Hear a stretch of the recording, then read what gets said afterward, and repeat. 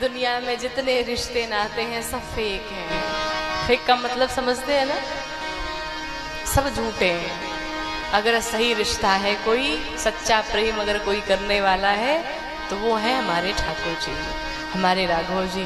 दुनिया से प्रेम करेंगे निराशा मिलेगी, पर ठाकुर जी से आशा करेंगे तो आपकी आशा कभी निराशा में नहीं बदलेगी।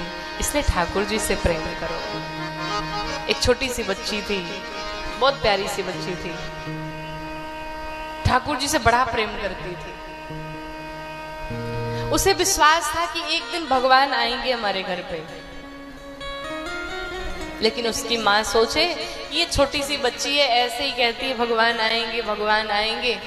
वो उसकी माँ नहीं मानती थी कि भगवान आएंगे, लेकिन छोटी सी बच्ची को बड़ा विश्वास था कि भगवान जरूर आएंगे, निश्चित आएंगे। अब रोज कहती भगवान कब आएंगे भगवान कब आएंगे भगवान कब आएंगे।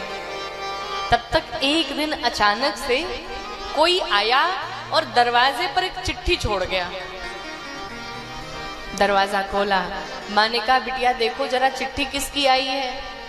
तो बिटिया गई और चिट्ठी लिया। माँ ने कहा बेटा पढ़ो, देखो क्या लिखा है इसमें। बिटिया ने उस चिट्ठी को पढ़ा तो उस चिट्ठी में लिखा था मैं आज आऊंगा मैं आज आऊंगा। तो बिटिया ने कहा माँ देखो लिखा है मैं आज तुम्हारे घर आऊंगा, मैं आज तुमसे मिलूंगा। अब तो बेटी बड़ा खुश हो गई।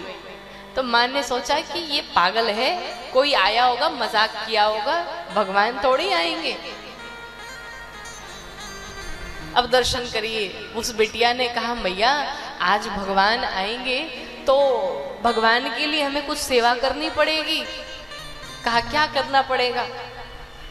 बिटिया ने कहा मैया अब भगवान आएंगे तो इस गंदे से बेड पे तो सोएंगे नहीं, इनके लिए एक अच्छा सा बिस्तर मंगा दो। कंबल पुराना है घर में तो अपने भगवान को नए नए कंबल देंगे, नया कंबल मंगा दो।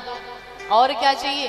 कहा भगवान आएंगे तो घर में कम से कम माखन मिश्री तो खाएंगे ही, तो ये सारी व्यवस्थाएं हमें आज करनी पड़ेगी, चलो चलते हैं मार्केट में शॉपिंग करेंगे। माँ सोचे ये बेचारी छोटी सी बालिका, इसकी भावना जुड़ गई भगवान से। अरे भगवान कहाँ आने वाले, भगवान थोड़ी आते। और अक्सर ऐसा ही होता है, बुद्धिमानों को भगवान नहीं मिल पाते। जो बहुत ज्यादा बुद्धि लगाता है उसे भगवान नहीं मिलते। अक्सर भगवान पागलों को मिले हैं। जो भगवान की भक्ति करके गल गया है, भगवान के प्रेम में गल गया, उसे पागल कहते हैं। और अक्सर भगवान पागलों को ही मिलते हैं। जो ज्यादा बुद्धि लगाता है उसे भगवान निश्चित नहीं मिलते।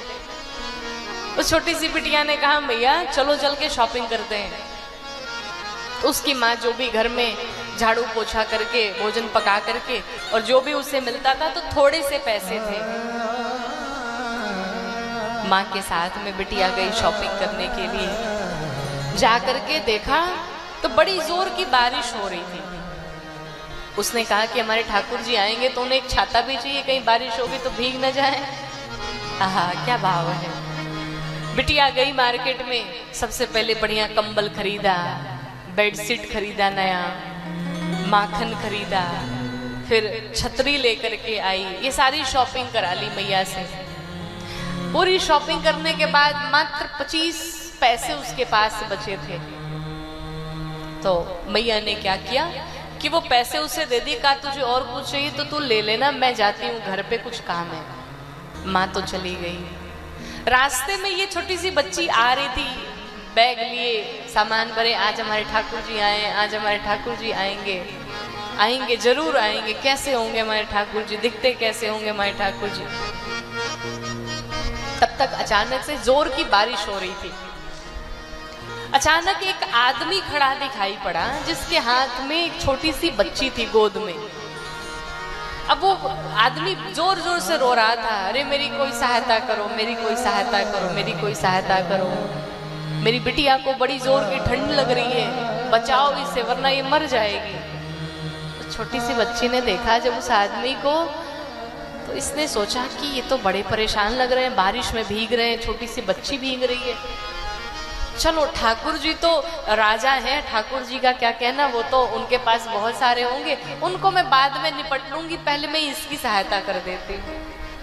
उसने क्या किया, उस आदमी को उसने पहले छतरी दे दी, लो भाई छतरी ओढ़ लो, तुम्हें बारिश भीग रहे हो, बच्ची को ठंड ना लगे। कहा मेरी बेटी आपको बड़ी ठंड लग रही है।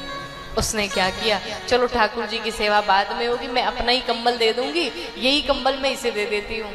उस छोटी सी बच्ची को कंबल दे दिया, सब कुछ दे दिया।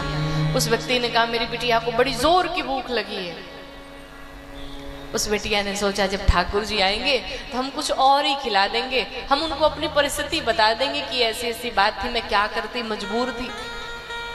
उसने क्या किया, वो माखन भी दे दिया, अपना सब कुछ दे दिया।